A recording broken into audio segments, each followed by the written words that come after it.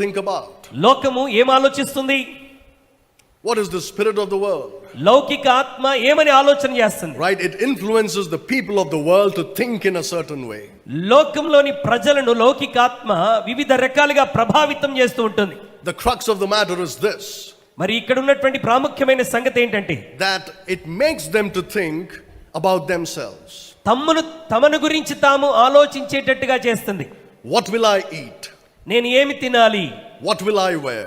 నేనేమి ధరించాలి? Where will I live? నేను ఎక్కడ నివసించాలి? How will I get a spouse for myself? నా జీవితానికి భాగస్వామిని ఎలా సంపాదించుకోవాలి? How will I get a good job? నేను మంచి ఉద్యోగం ఎలా సంపాదించాలి? How can I pay all my bills? నేను నా బిల్స్ అన్ని ఎలా కట్టగలగాలి? And how will I live a good life? ఈ లోకంలో ఒక మంచి జీవితం నేను ఎలా జీవించాలి? This is the way the world thinks. ఈ విధంగా లోకము మనల్ని ఆలోచింపజేస్తుంది. And it is a